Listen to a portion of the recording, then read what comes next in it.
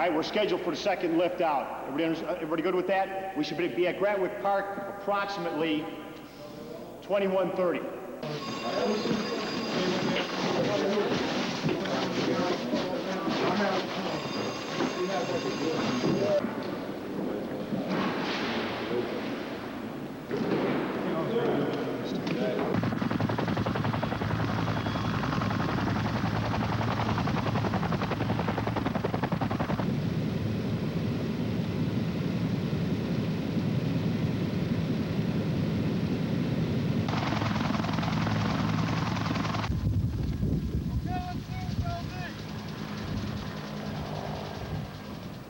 If someone gets shot in the process, we're gonna have to come back and get them for aid and litter.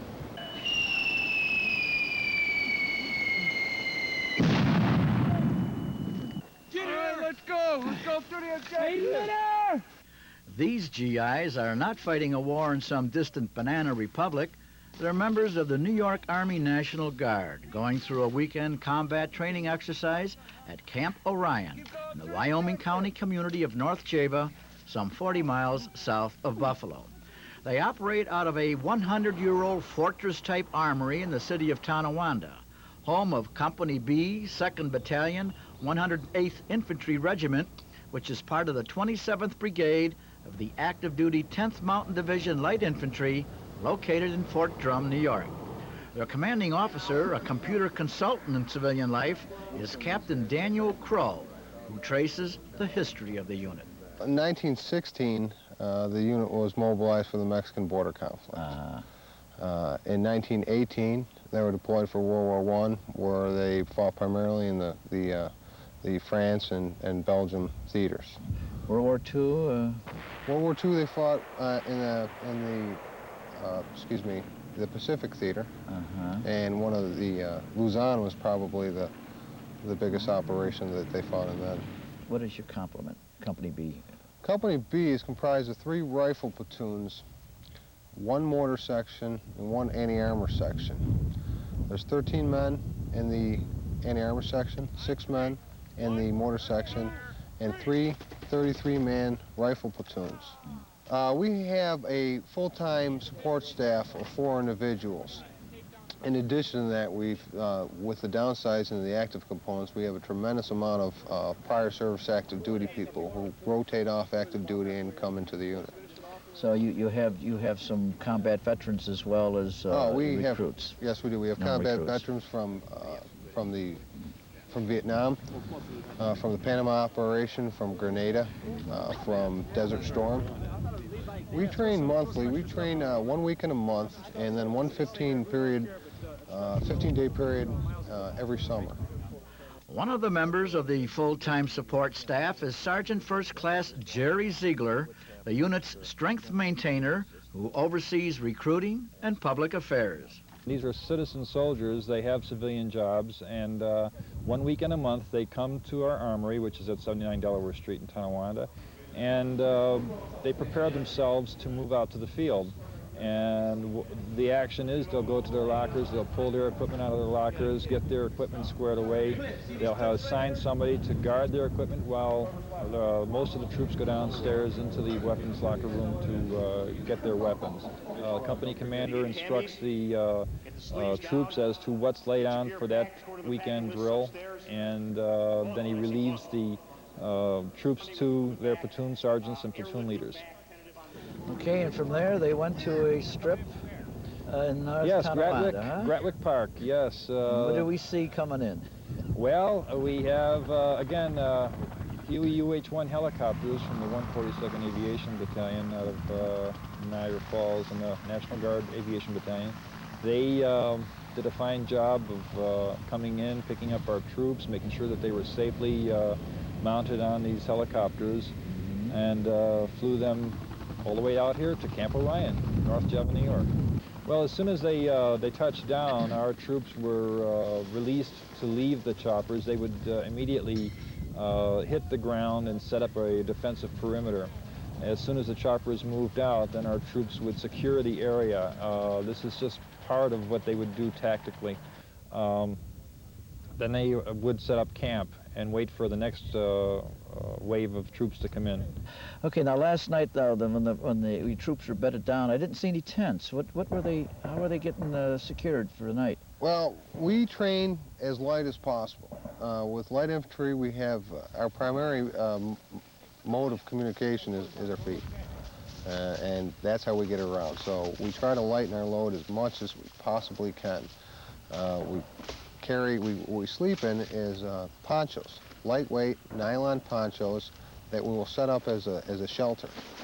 And those will be strung from tree to tree, about a little bit about 2 to 3 feet above the ground, and we'll use those as our shelter. What do you call those? We call those hooches. Hooches, huh? Hooches. And they keep warm? The lower that you keep them to the ground, the better off you are, because the lower you keep them to the ground, the less heat escapes. One sort of modernized device I saw was like the old chuck wagon. That seemed to be pretty neat. Can you tell me about that? That looked pretty modern to me. We have what we call the MKT, the mobile kitchen trailer. Uh-huh. And the mobile kitchen trailer is pulled by a 2.5 to 5 ton truck.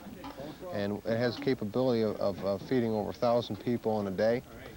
You can rotate it and have 3 hot meals per day. The troops love it. They love the hot chow, and as opposed to the meals ready to eat, the dehydrated food. We actually save the government money by eating the hot food. Today they're out there going through training lanes, doing their best to take on an enemy, or what we would call an OPFOR, opposing force. And our troops are going to be taken under fire by the OPFOR, and our troops' job or mission is to eliminate that OPFOR, okay, as speedily and as readily as possible. And then in the event of a conflict, if our active duty counterpart, the 10th Mountain Division, gets called to service, we will immediately deploy to a post-mobilization training station where we'll have 45 to 60 days in which to put all the remaining pieces of the puzzle together prior to deployment. They're wearing Miles equipment, which enables our soldiers to mimic combat actually as it would be without them actually getting hurt, okay? Mm-hmm. They're not having live ammunition being fired at them. Basically, this is like a laser tag type of equipment as the kids play now, that Lasertron. It's got a sending unit. Each one of these pieces of equipment have a battery, as you can see. There's a battery on the back of my helmet, right. Battery compartment. There's one on the back of my little box there. Okay. These are receiving units. All these little buttons here are receiving units. When someone fires at me, their transmitter will emit a laser beam that, if it does hit any part of my equipment, will send off a piercing screech. Which means that you're out of commission. Hurry up, search him fast. Make sure he ain't alive. All right. Clear. Clear. Cease fire! Dead.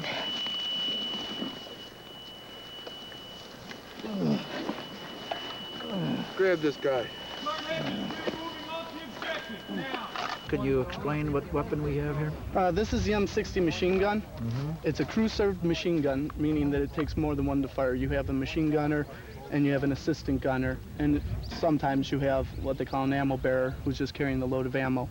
It's the most, out here in the field right now, in a light infantry unit, it's the most casualty-producing weapon there is. It has an effective range of 1,100 meters. We're not really a part of the squads. We get attached to the squads for their fire support. Corporal Matt Huger, you have a machine gun. It's a little different from the M60. What is this? This is the M249 squad automatic weapon. How is this different and maybe better in some ways? Okay, this is a light machine gun, so that, each team has one of these, whereas the M60 is usually an attached weapon. It's a heavier, the M60 is a heavier weapon. This one's lightweight, uses the same round as the M16, a 5.56 round. Has 2 methods of feeding, one being the belt, as shown here. It also has a well where you can insert a magazine, same as the magazine that's used in the M16. Corporal Eric Harriman, can you explain what weapon you're holding, please? This here happens to be the M16 A2 rifle with the M203 grenade launcher attached. This piece here is the single-shot grenade launcher. Basically, it was designed to throw hand grenades farther down range. So you have both the direct fire and the indirect fire. Okay, the Dragon, this mode here has the day sight. Day sight has a 6-power scope, 6-degree field of view. And the Dragon itself is an anti-tank round. It'll maximum range is going to be 1,000 meters. What does it fire? Fires a wire-guided missile. And your vehicles that you're out here, I see the old Standard here. Yeah, that's the Deuce and a Half. She is definitely an old Standard, the workhorse of the Army, so to speak. It's a utility vehicle. It carries supplies. It carries troops. Does a lot. And how about that modernized Jeep? Yeah, the Hummer. That brand new Hummer is a fine vehicle. I like the Hummer very much. It's a fun vehicle to drive. It's an all-terrain vehicle, just about. Wide wheelbase, has a great ground clearance. You have protection against small arms fire by the Kevlar that surrounds you. And the wheels are fantastic. The wheels are fantastic. They'll take a direct round, and they'll continue to operate. I wonder if we're ever going to see anything that has to do with night vision. Well, we do have night vision devices. We also have thermal imaging devices which can see through just about any kind of obscurity, whether it be smoke, smog, fog, a snow blizzard. You can still see things because a human being gives off heat, and these thermal imaging devices are able to pick up that heat. Now, while we've been talking, they've been putting up a camouflage up there, I notice. Is there anything special about that? Well, the camouflage netting is usually used to mask vehicles and equipment.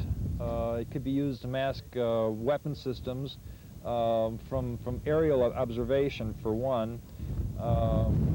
They can be used to mask radar. Radar can't pick it up. They can't pick this material? Well, they can't pick up some of these nettings. It all depends on the net that you're using. It's the same thing. We have a net today that you can't pick up anything inside with thermal imaging because it won't let the heat out. What can we expect to see and learn from this operation this weekend? Well, what we're going to be working on primarily is squad level collective training. Well, we'll set up a lane in a scenario, and the squads will maneuver down this scenario, and they will react to the different events that we pose to them, and then we'll be evaluated and graded.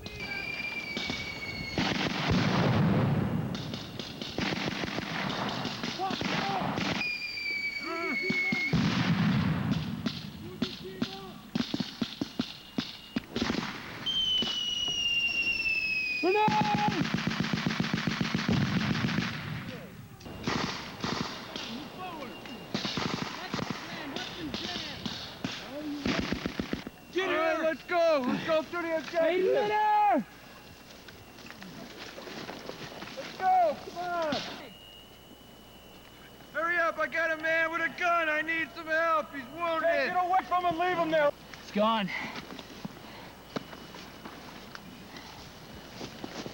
He's dead. You got him, he's dead? He's dead. ID tags? Let me get this guy. He's bleeding to death.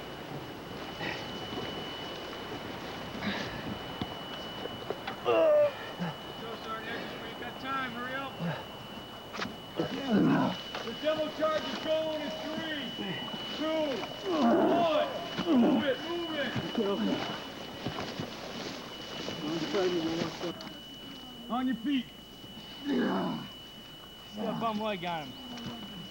They are usually critiqued after going through their lanes, and they learn from this. They learn there are certain things that you have to do to protect yourself. See, the idea is to survive as much as possible in a combat situation.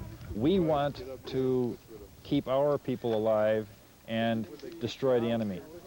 Sergeant Hedges, why don't you tell me what did you see on the objective when we moved up? I saw one man that was still alive and had a gun underneath his chest. One man that was dead. And I saw 2 men to the right that the other guys that went through the line were taking care of. All right. What happened when Reed went down? Oh, Connolly took charge then. I didn't see. I was 8 later, He so just, I came out. he took All right. charge. I'm serious. No, I mean, what are you, PFC? Yeah. That was pretty good. I mean, he moved right on it, and he bandaged me up. He came in quiet, came in hidden. Our M60 opened up. Everybody dropped right down. Within a matter of minutes, there was smoke, grenades. I was dead within seconds. So whoever it was got me quick. Looked real good. All right, let's get a young soldier's opinion of this. Connolly, how do you think things went? Real good, real good. We pushed too far over to the right there. You think so? Yeah, I almost got killed by our support. What things that I saw good and things that I saw bad, what I saw good was definitely everybody was getting down. I saw low crawling, I saw 3 to 5 second rushes. People were doing what they were supposed to be doing in that respect. What I saw bad was there was a lack of communication on echoing commands. That's one thing we got to work on as individual soldiers. When a team leader, squad leader yells out a command, you as a private or PFC, you need to echo that command so it gets to them. How do you feel that your people are doing? Do you think they have the right stuff? I most definitely do. These guys, number one is they're well educated. They're well educated and they're hardworking individuals. And the team effort is tremendous throughout the unit. The first organization I've ever been involved with that you'll see individuals actually work harder so that they can finish their tasks so they can help out the next guy. We have a number of combat veterans, veterans from Vietnam, veterans from Saudi Arabia, you know, the Desert Storm, veterans from Panama, and even veterans from Grenada that are in the National Guard. And these veterans are extremely valuable assets to us because they've experienced combat, they've had bullets shot at them, and they know what it's like, and yet they're still here to do it at least on a weekend. And they're good role models, aren't they? Absolutely, absolutely. And we really do look up to these individuals. We're very proud to have them with us.